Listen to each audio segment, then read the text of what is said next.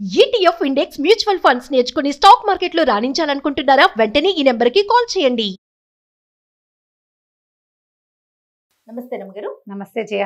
రమగారు, కార్తీకమైన వెంటనే మార్గశిరం మొదలు. మనకి ఏ మాసానికి ఆ మాసం ప్రత్యేకత కదండి. ఏ నెలలో చేయాల్సిన విధి విధానాలు ఆ నెలలో, ఏ నెలలో పాటించాల్సిన పూజా విధానం ఆ నెలలో చెప్పటం కూడా ఏ మాసానికి ఆ మాసం ప్రత్యేకమనే చెప్పుకుంటూ ఉంటాం.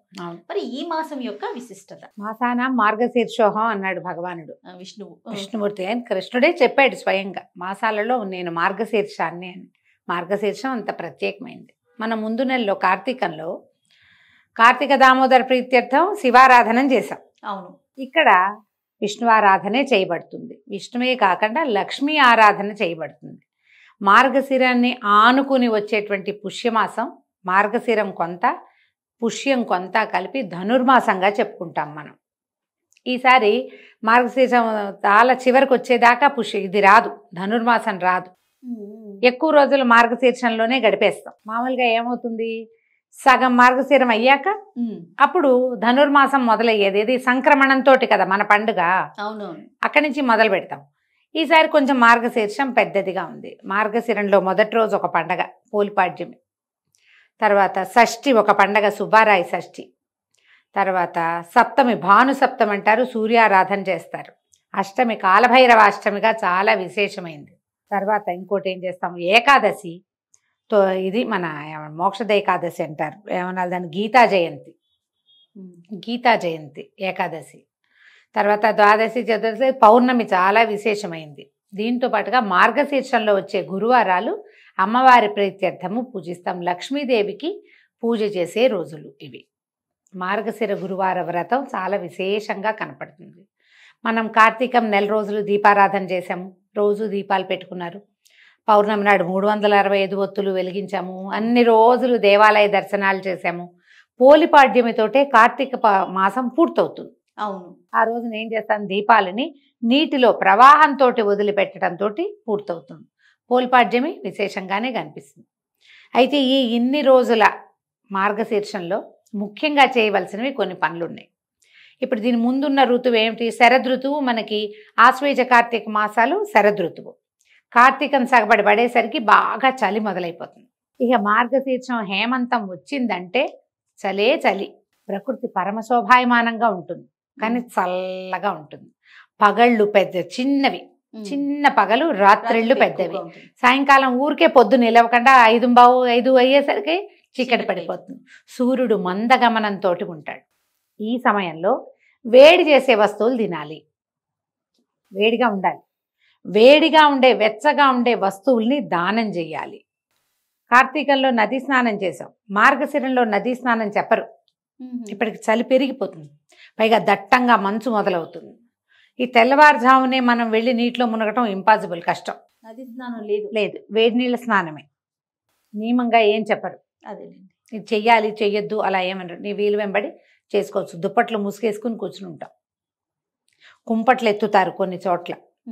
ఇందులో ఇంకొకటి ఉంది, మార్గశిర పౌర్ణమి కోరల పున్నమిగా చెప్తారు. కాలభైరవ ఆరాధన జరుగుతుంది. కుక్కలకి ఆహారం కోసం వెతుకుతారు. కుక్కలకి పెడితే కనుక, ఏదైనా ఒక కుక్కకి రొట్టెలు చేసి పెడితే మనని కుక్కలు కరవకుండా ఉంటాయని చెప్తారు. ఇది అవునా కాదా అంటే అక్షరాల నిజం. కుక్క కరవదు. మనకి ఇప్పుడంతా భయమే కదా. కోరల పున్నమి నాడు శుభ్రంగా చపాతీలు చేసి రొట్టెలే చేసి పెడతారు. ఎక్కువగా అన్నం కూడా పెట్టచ్చేమో, మరి రొట్టెలు చేసి పెట్టడమే నాకు తెలుసు. రొట్టెలు కాల్చి ముక్కలు చేసి వీధిలో కుక్కల్ని వెతికి పెడతారు. అవును, ఈ వెతికి పెట్టడం వల్ల ఏమవుతుంది, కొన్ని కుక్కలకి ఆహారం ఇస్తే మన లోపల ఒక రకమైన ఎంజైమ్స్ రిలీజ్ అవుతాయట. ఆ కుక్కలు, వేరే కుక్క మనని తెలుసుకుంటుంది మనం డాగ్ ఫ్రెండ్లీ అని. మనం కుక్క పెట్టాలనుకో జయ, పెట్టాలంటే భయంగా పడేయము, దగ్గరికి వెళ్ళి పెడతాం కదా. దాని పట్ల మనకి భయం ఉండదు మన లోపల. ఆ భయం పోయేసరికల్లా మనం ఏ కుక్కను చూసినా భయపడం. అందుకని పూర్వం ప్రత్యేకంగా చేయించేవాళ్ళు. ఈ పున్నమికి తప్పకుండా కోరల పున్నమి నాడు ఇది పెట్టాలి. ఇట్లా గీతా జయంతి విశేషంగా చేసుకుంటాం. ఈ నెల రోజులు ఏ ఆరాధన చేయాలి అని ప్రత్యేకంగా అడిగితే విష్ణువారాధనకి మంచిది. కార్తీక మాసంలో పురాణాలు అవి విన్నాం. ఇక మార్గశీర్షంలో ప్రతిరోజు విష్ణు సహస్రనామ పారాయణ చేసుకుంటే మంచిది. జనరల్గా విష్ణువు కానీ ఏదైనా సహస్రనామం చదివామనుకో లక్ష్మీ అష్టోత్తరం చదువుకుంటాం వెనకాల. అమ్మవారు నిత్యాన పాయని కాబట్టి అవును. ఆమెను కూడా తలుచుకోవాలి. లక్ష్మీ అష్టోత్తరము విష్ణు సహస్రనామాన్ని ప్రతిరోజు సాయంకాలం పారాయణ చేయండి, చాలా మంచిది. చాలా పాజిటివ్ ఎనర్జీ పెరుగుతుంది. ధన సంబంధమైన చిక్కులు, డబ్బుకి ఇబ్బంది పడే వాళ్ళకి ఇది మంచి రెమెడీగా ఉపయోగపడుతుంది. దీంతోపాటు గురువారాలు ఎలాగో ఉంటే లక్ష్మీ అమ్మవారికే పూజ చేసుకుంటాము. లక్ష్మీనారాయణులని పూజించడమే. సాయంకాలం అయింది, దీపారాధన చేసాం, ఒక అగరత్తులు వెలిగించాం, 2 పువ్వులు పెట్టాం, కాస్త గంధం సమర్పయామి అని గంధం పెట్టాం, విష్ణు సహస్రనామం చదువుకుని లక్ష్మీ అష్టోత్తరం చదువుకున్నాం. ఓ పండో ఫలము పాలో కాస్త పటిక బెల్లము ఏదో ఒకటి నివేదన చేస్తాం కదా, అయిపోయింది పూజ. మీరు పెద్ద ఎత్తునే అర్చన చేయాల్సిందే అని పొరపాటును కూడా అనుకోవద్దు. సింపుల్గా కూడా చేయొచ్చు. ఇలా చేసుకోండి, ప్రతిరోజు చేయొచ్చు. ఈ 30 రోజులు మంచివి. ఈ మార్గశిరం చివరిలోనే మనకి ధనుర్మాసం వచ్చేస్తుంది. పుష్యం రాకముందే కదా ధనుస్సు వచ్చేది. అప్పుడు ఏం చేస్తాం, ధనుస్సుకి మళ్ళీ గొబ్బిళ్ళు పెట్టడాలు వ్యవహారం ఎలాగో చివరిలో ఉంది, అది ఎలాగో జరుగుతుంది. గొబ్బి పెట్టడం అంతా కృష్ణ పూజే కదా, అది అంతా కదా. గోదాదేవిని గురించి తలుచుకుంటాం, కథలు చెప్పుకుంటాం, గోల్డెన్ తిరుప్పావై వింటాము. పొద్దున్నే విష్ణువాలయాలకు వెళ్ళి ప్రసాదం తెచ్చుకుంటాం, వేడి వేడి చక్కెర పొంగలి దద్దోజనాలు. ఈ నెలలో ఎవరికైనా వేడి భోజనం వడ్డించి భోజనం పెట్టిన వాళ్ళకి విష్ణువు కరుణిస్తాడు వాళ్ళని. ఎందుకంటే ఈ కాలము వెచ్చగా ఉంచవలసిన కాలం. ఏవైనా దుప్పట్లు, చలిబట్టలు ఏవైనా దానం చేయొచ్చు, పిల్లలకి దానం చేయొచ్చు. ఈ రోడ్ల మీద పడుకుని ఉంటారు, అందరికీ తలా ఒక దుప్పటి ఇవ్వచ్చు. మన పని వాళ్ళకి, మన ఇంట్లో పనిచేస్తారు, సహాయకులుగా ఉంటారు, హెల్పర్లు, వాళ్ళకు కూడా స్వెట్టర్లని, మంకీ క్యాప్ అని, చేతులకు వేసుకునే గ్లౌస్ కానీ, తర్వాత పక్క దుప్పట్లు పడుకోవటానికి పక్కలు కానీ ఏవైనా ఇస్తే చాలా మంచిది. విశేషమైన దానాల్లో ఇప్పుడు చేసేటువంటి ఉన్ని వస్తువుల దానం, కంబళ్ళు అవి ఇస్తారు.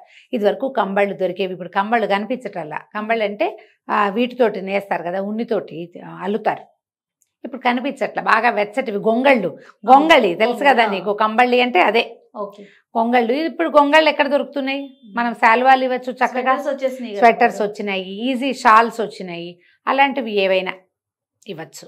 మేము మీ అవకాశాన్ని బట్టి ఈ చక్కటి మార్గశిర మాసాన్ని అన్ని రకాలుగాను ఉపయోగించుకోండి. విష్ణు సహస్రనామం అద్భుతమైన పారాయణ, మధ్యలో గీతా జయంతి ఎలాగూ వస్తుంది, ఆ రోజున ఎలాగూ చేసుకుంటాం.